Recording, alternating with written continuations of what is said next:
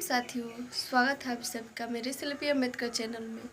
दोस्तों, आज के एपिसोड 1079 एपिसोड है और इसकी शुरुआत चौराहे से होती है। जैसा कि मैंने पिछले वीडियो में बताया था कि भीमराव जी और रमा एक महिला को समझा रहे थे कि आपको इस तरह से चिट्ठी पढ़ने नहीं आएगा तो आपके बेटे के साथ कुछ भी हो सकता है, क्योंकि आपका बेटा बाहर रहता है और कभी भी ऐसी चिट्ठी आ सकती है। इसीलिए पढ़ने के लिए हम कह रहे हैं, ताकि जब चिट्ठी आए उसी समय आप पढ़ के समझ सकिए। ऐसे 4 दिन तक आप चिट्ठी लेके घूमते नहीं रहे, नहीं तो इससे भी आपके बेटे के साथ कुछ भी हो सकता है। रमा और भीमराव दोनों उन दोनों को बहुत समझाते हैं, लेकिन वो दोनों समझने के लिए तैयार नहीं होते हैं।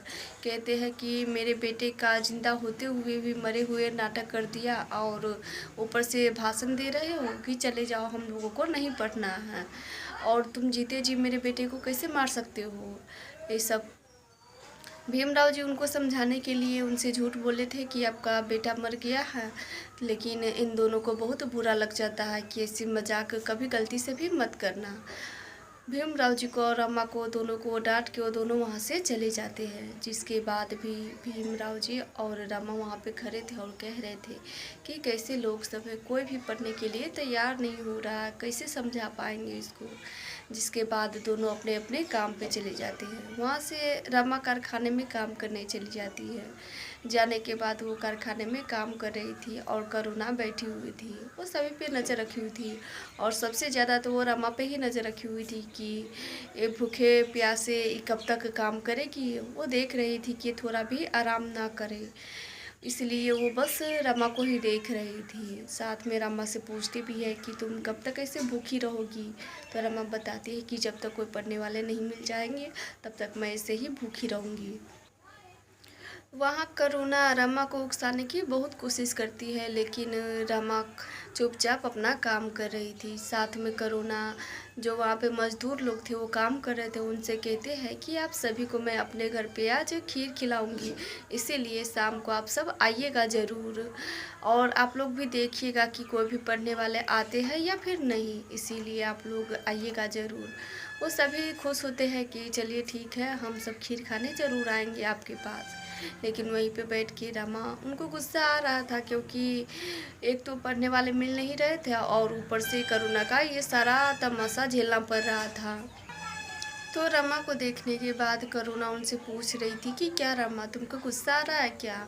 तो रमा कहती है कि नहीं, मुझे गुस्सा नहीं आ रहा, बस आप ये बता दीजिए कि मैं इस बोरी को कहाँ पे रख दूँ। तो करुणा गुस्सा में आके कहती है कि जाके कोठली में इसको रख के आओ। जिसके बाद रमा वहाँ से चली जाती है। उसके बाद जब रात हो जाती है तो फिर से रमा पहले की तरह वहाँ पे एक दरी बिछा देते हैं, ताकि कुछ लोग तो पढ़ने आएंगे तो बैठ के वहाँ पे पढ़ाई करेंगे। लेकिन उससे पहले रमा शोभा काकी सभी आपस में बात कर रहे थे कि पता नहीं कोई समझे भी होंगे पढ़ने के लिए या फिर नहीं। तो शोभा काकी कह रही थी कि समझेंगे ज़रूर, लेकिन देर से समझेंगे, लेकिन इसमें तुम्हारी भूख का क्या करे, तुम कब तक ऐसी भूखी प्यासी रहोगी।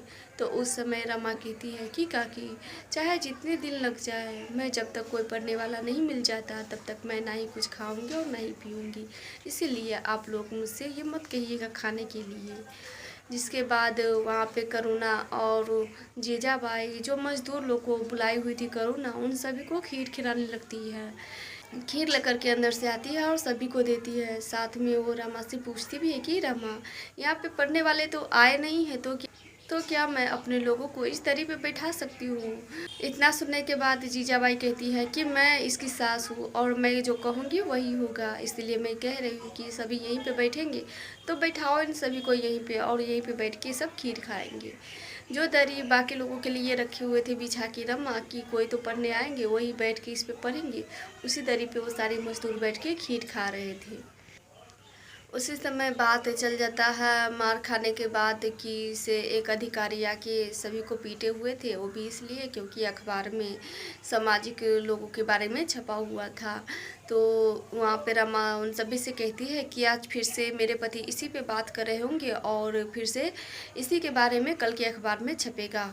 वहीं दूसरी तरफ अखबार ऑफिस में बैठ के भीमराव जी, राम जी, शिशुपाल और जो पहले अखबार के मालिक थे वो सेठ जी, सभी मिलके इसी बारे में बात कर रहे थे कि कल के अखबार में क्या छपेगा।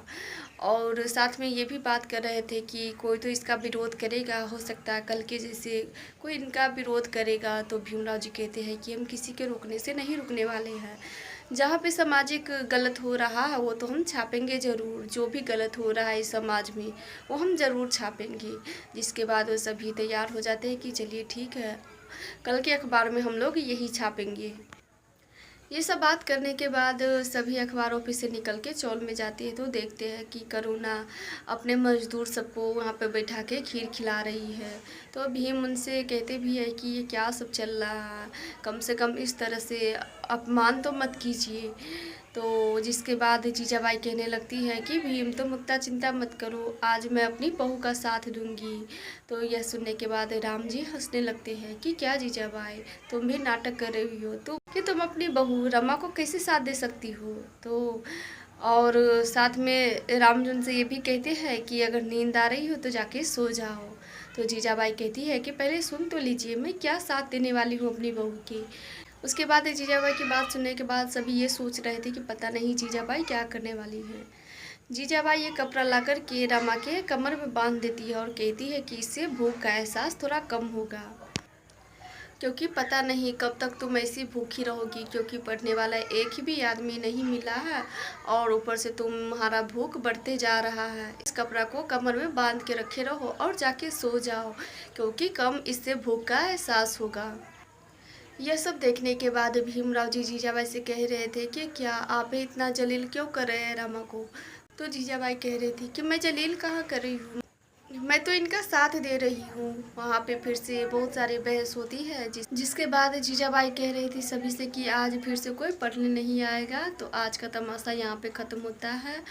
जो पढ़ाई के समर्थक में है, भीम के समर्थक में है, उसके लिए तो खुशी का दिन है ही नहीं, लेकिन हम सब आज फिर से जश्न मनाएंगे। उसी समय वहाँ पे वही आदमी आते हैं पढ़ने के लिए जिनको भीम और रमा समझाए हुए थे, और आके कहने लगते हैं कि मैं पढ़ने के लिए तैयार हूँ। उनको देख के जीजाबाई उनको डांटते हुए जाती है कि अरे पागल औरत, आधी उम्र तो बीत गई, अभी सुनने में पढ़ के क्या करोगी। उसी समय भीमराव जी जीजाबाई को भी डांटते हैं कि ये मेरी विद्यार्थी है, आप इनको इस तरह से नहीं डांट सकते हैं, और जाके अपना काम कीजिए, ये पढ़ने आई है। रमा से कहते हैं कि रमा इनको बैठाओ अपनी जगह पे और पढ़ाने के लिए तैयार हो जाओ। तो ये सब देखने के बाद जो लोग करुणा के मजदूर थे खीर खा रहे थे वो सभी दरी पर से उठ जाते हैं। उसके बाद वो महिला उस जगह पे बैठ जाती है। ये देखने के बाद रमा भी बहुत खुश होती है और साथ में जो जीजाबाई कमर में उनको कपड़ा लपेटती हुई थी उसे खोल के वो फेंक देती है। और उसके बाद भीम और रमा दोनों उन महिला से पूछती है कि काकी, क्या आपके पति आपको यहाँ आते समय डांटे नहीं क्या, वो मान गए क्या। तो वो महिला कहती है कि वो भी तो बन गया है। तो भीमराव जी पूछते हैं कि क्या बन गया है। तो महिला कहती है कि मेरे पति भी विद्यार्थी बन गए हैं, वो भी पढ़ने के लिए तैयार है, तो उनको भला बुरा क्यों लगेगा। ये सुनने के बाद रमा और भीम और जो भी भीम के समर्थक थे बहुत खुश होते हैं। अब आज के एपिसोड तो यहीं पे समाप्त हो जाती है। अब अगले के एपिसोड में क्या होगा ये मैं आगे ही बताऊंगी। मिलेंगे फिर अगले वीडियो में, तब तक के लिए जय भीम।